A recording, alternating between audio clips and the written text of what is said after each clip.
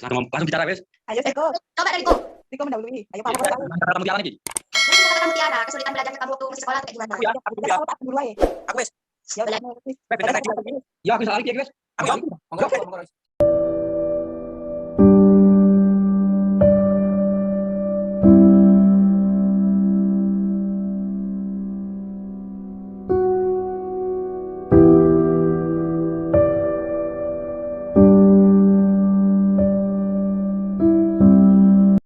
Jadi Rois ya, Rois menanggapi dari kesulitan belajar dari teman kita, saudara Rois. Kalau menurut saya, ya mungkin kalau saya menangkap, mungkin pakai media ya Rois.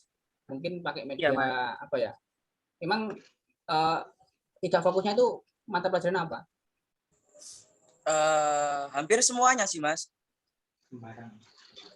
Nah, kalau hampir semua itu, kalau menurut saya ada dua. Mungkin dari medianya itu kurang menarik, dan yang kedua mungkin guru itu penyampaiannya kurang jelas. Nah, gitu, dari dua itu mungkin yang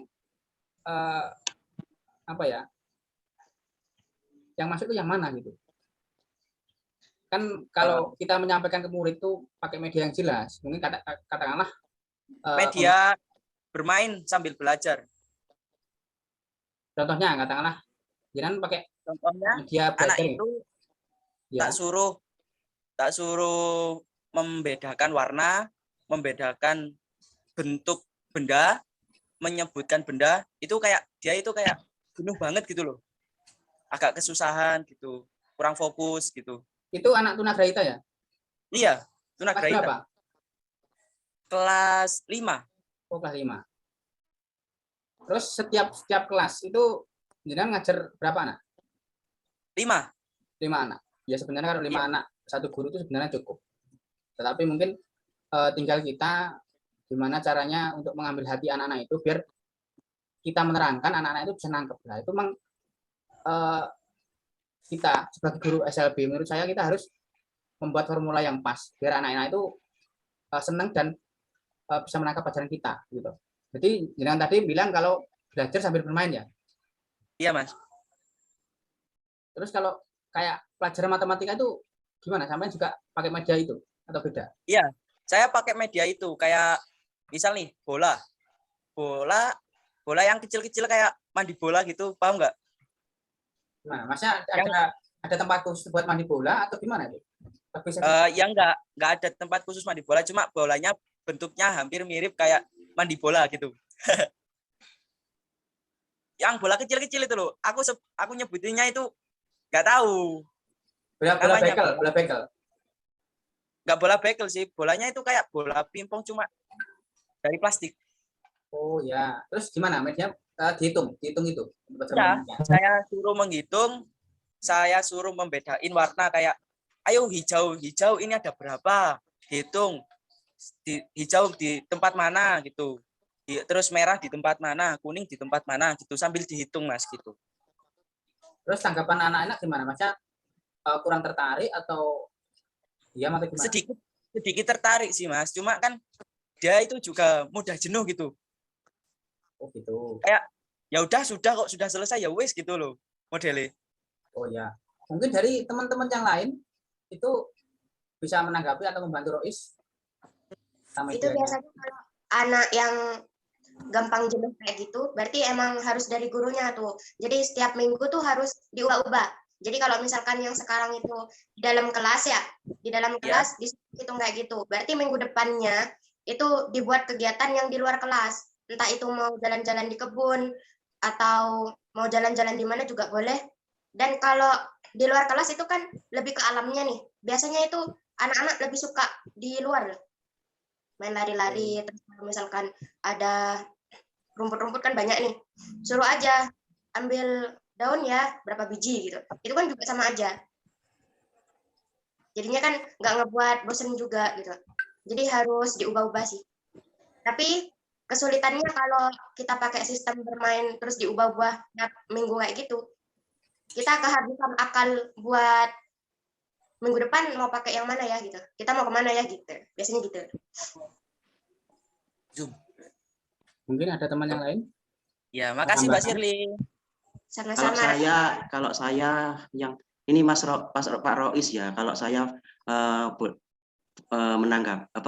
membantu memberi saran gini ya, Pak Rois, saya mau bertanya, di tempatnya Pak Rois itu ada asramanya enggak? Karena begini ya, enggak bisa ya kita itu misalkan menyalahkan guru, ya guru itu kadang-kadang ya apa sih, wong kita ini enggak sempurna, dalam arti enggak bisa kita itu misalkan menyalahkan guru itu enggak bisa. Nah, terkadang gini, anak-anak seperti yang Pak Rois sebutkan tadi itu memang kesulitannya ya seperti itu. Nah, cara mengatasinya, anak-anak itu harus tinggalnya itu di asrama, jangan pulang. Nah, kalau di asrama, misalkan Pak Rois misalkan ada di asrama itu juga, itu kan bisa melatih anak-anak itu sak jam-jame.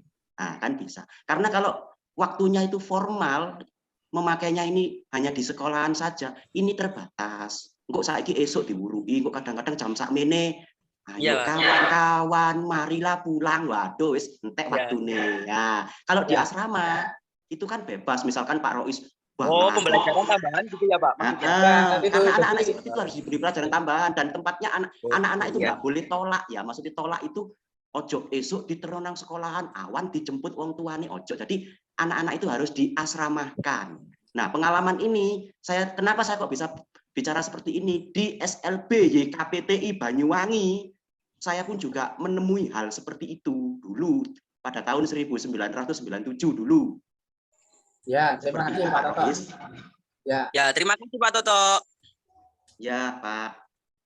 Gini, yang lain?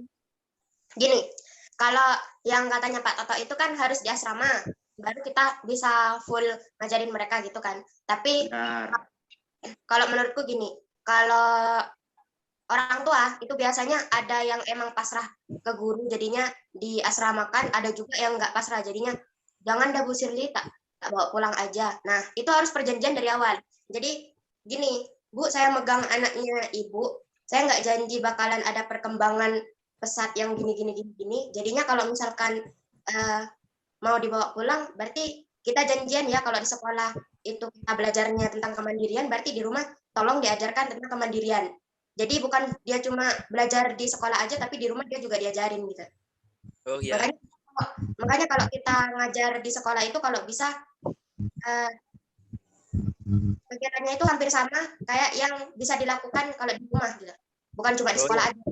Ya, itu pun juga apa yang dikatakan Bu Sirli juga benar. Artinya harus ada interaksi khusus dengan wali murid gitu. Ya. Artinya untuk membukakan pintu hati sang orang tua itu tadi. Itu benar, Bu. Nah, terima kasih Bu Sirli. Iya, Pak. Mungkin lanjut cerita yang lain. Untuk yang lain mungkin ada kendala. Yang Pak Rois itu ada kendala saat mengajar itu ibaratnya begini ya. Untuk membaca lah. Membaca itu kalau pengalaman saya saat mengajar sekarang ini, kebanyakan itu untuk anak tunagrahita itu kan memang gimana ya, lambat untuk penangkapan materi lah. Jadi dari situ akhirnya sehingga membuat anak itu kesulitan untuk membaca, untuk menghafal huruf itu kesulitan. Jadi mungkin teman-teman ada yang memiliki solusi gimana agar bisa lebih enak untuk belajar membaca anak tunagrahita itu agar ya, kalau menurut saya lupa gitu.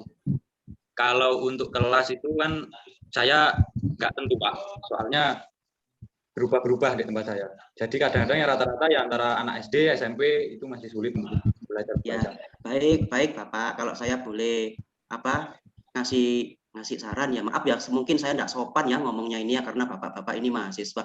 Kalau yang saya ketahui di tempat kami ya memang sama, membaca itu memang agak susah. Tapi upaya kami itu proses awal yang kita lakukan itu anak-anak ini disuruh pertama melihat warna, ya membedakan warna. Terus yang kedua kita ajarkan anak-anak ini untuk menebali.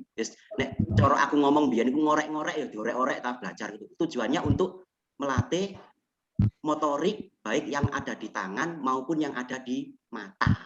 Nah, itu yang saya ketahui dari tempat saya di sini. Itu seperti itu, Pak. Oh iya Pak Toto. Ya, kalau untuk masalah teori yang itu saya sudah mempraktekkan, Pak.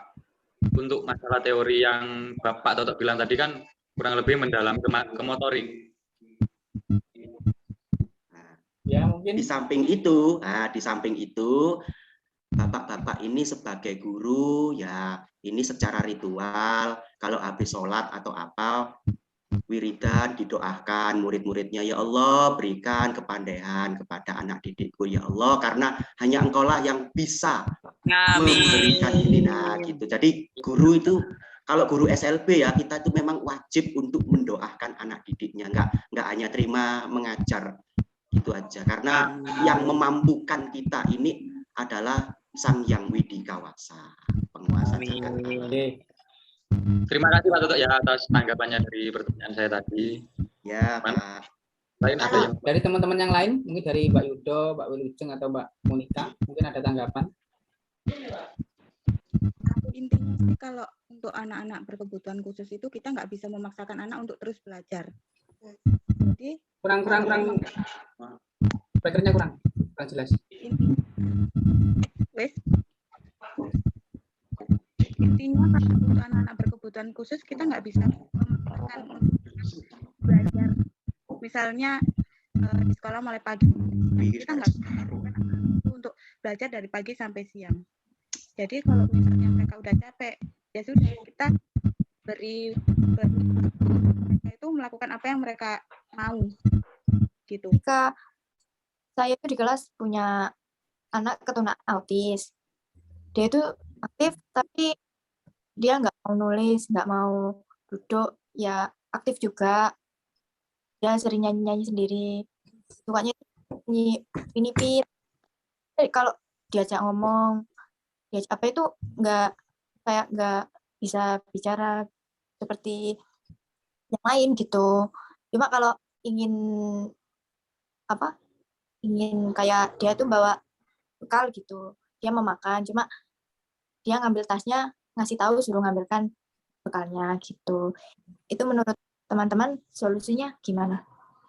Kalau aku sih, kalau untuk anak autis itu kita harus tegas karena anak autis itu pintar untuk memanipulasi. Jadi kalau misalnya apa yang harus mereka lakukan, kita harus tegas. Kalau misalkan saat menulis mereka gak mau, kita harus tegas untuk dia harus sampai menulis. Kadang memang responnya dia pasti marah. Kadang marah-marah, teriak, pukul-pukul. Tapi kita harus tegas. Kalau kita nggak tegas, jadi setiap kali kita suruh menulis, dia akan melakukan respon yang sama. Gitu. Gitu. Kalau aku gini, sama kayak Mbak Monika ya. Jadi kita emang harus tegas. Tapi setegas-tegasnya kita nggak boleh terlalu keras ke anak tuh enggak. Terus tadi kata kan dia bawa bekal nih, suka bawa makanan berarti kan. Kalau muridku juga kan dia selalu bawa makanan dari rumah nih. Terus dia juga emang nggak suka kalau misalkan disuruh belajar gitu. Mau dibujuk-bujuk kayak gimana pun kalau emang anak autis itu dia nggak bakalan mau. Kalau bukan kemauannya. Jadinya biasanya kalau pagi-pagi dia datang, biasanya kalau dia pengen main apa tak turutin dulu. Jadi kalau misalkan yang lain itu udah masuk, dia masih main-main nih di luar. Tapi tak kasih waktu sampai jam 8 udah selesai ya mainnya, nanti belajar sama Bu Shirley gitu. Kalau enggak nanti kita jalan-jalan. Masa kamu nggak mau jalan-jalan gitu. Terus bekal yang biasanya dia bawa dari rumah sebelum dia tahu kalau dia bawa bekal, mending diambil dulu sama gurunya. Diambil kipan ya. Diambil itu buat kayak kalau misalkan kamu mau nulis, kalau misalkan kamu mau belajar, tak kasih hadiah ya, tak kasih makanan ya gitu-gitu. Tapi itu makanannya dia sendiri yang kita kasih gitu. Gitu ya. Rewardnya ya. Ya, kayak gitu. Terus kalau misalkan dia udah diturutin main duluan, dia kan pasti capek nih. Kebanyakan kan kalau anak autis itu hiperaktif ya. Setahu gitu. Jadinya kalau misalkan dia udah capek, dia bakal nurut nih. Ya udahlah, ayo nurut. Apalagi ada hadiahnya. Tergiur pasti mereka. Halo Bu. Ya Pak Toto, jangan sampai masuk. Ya, jangan mendengarkan teman-teman dulu. Ya. Sampai mana tadi aku ngomong Pak? Ya, itu Pak yang bisa. Ya, jangan mendengarkan dulu. Ini ada yang ngomong. Monggo dilanjut. Baik Pak. Baik. Ya. Monggo Mbak Jadi dilanjut. Kalau aku sistemnya kayak gitu. Iya, memang kalau untuk anak autis kita harus tegas. Tegas tapi tetap ada batasannya juga. Tapi karena memang kan tidak bisa dipaksa gitu. Kalau pakai harus dari kemauannya sendiri. nanti anu nggak? Apa itu kayak menyita waktu nggak itu? Kan disuruh main. Enggak, Enggak ya? enggak. Kita kan ada kurikulum nih. Ada kurikulum, berarti setiap minggunya itu kita harus modifikasi. Jadinya biar dia nggak bosan juga, biar kegiatannya nggak itu aja. Terus waktunya juga tepat. Terus gini, kalau setauku anak ABK meskipun dia nggak nulis ataupun dia nggak membaca, kalau misalkan dia bermain, apapun itu juga termasuk perkembangannya dia. Dia juga belajar. Jadi itu juga termasuk kenilai. Pintar-pintarnya guru. Kreatif-kreatifin aja. Ya.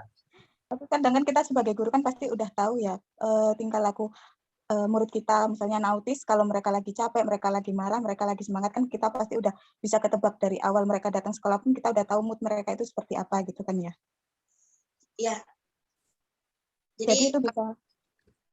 Iya, jadi dari moodnya aja kita bisa lihat untuk nantinya kita pembelajarannya itu modelnya akan seperti apa, metodenya seperti apa, itu dari awal pasti kita udah mempersiapkan itu sih harusnya. Iya, kayak gitu.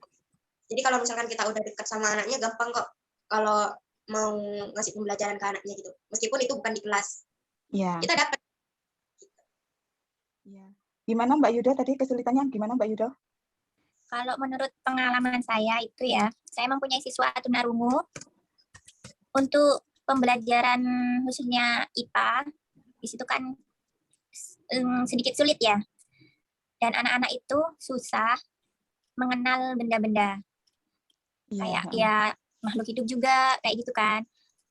Mereka itu tahu namanya, tapi tidak tahu seperti apa. Contohnya kayak, ini hewan namanya ayam.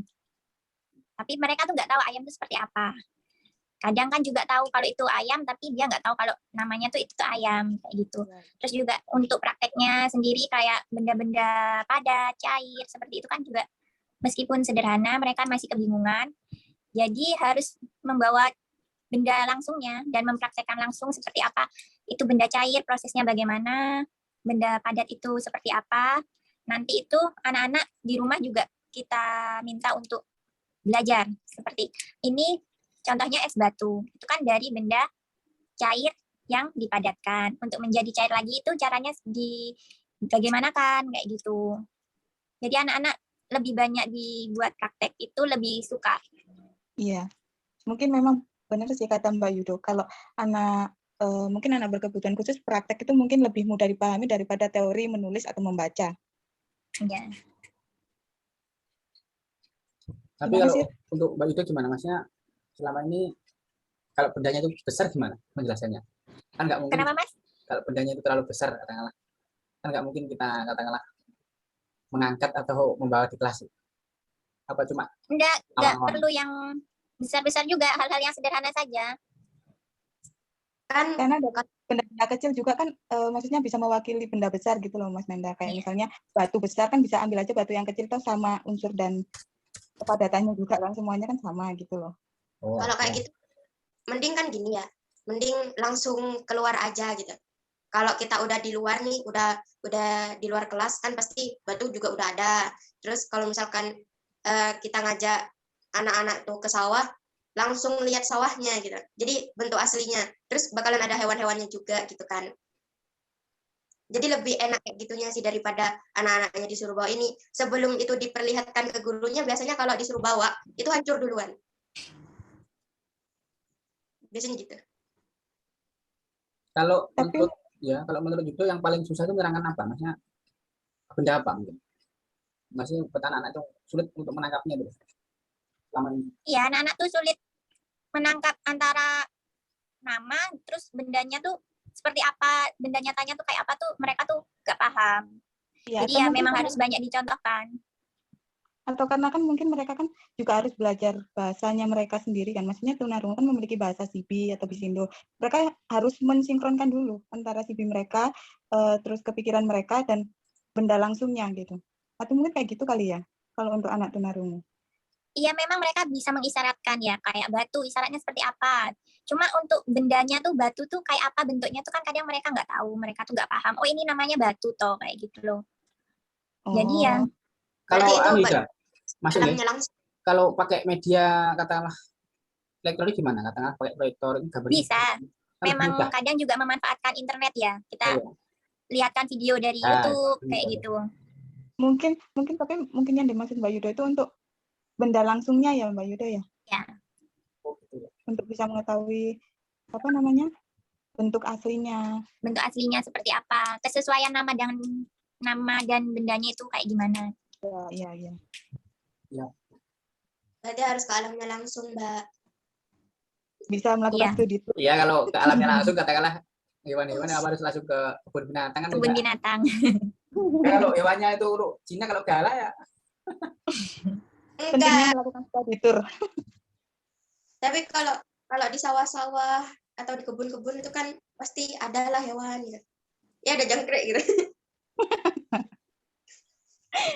Gitu. Jadi nggak usah repot-repot bawa. Ketemu sendiri nanti.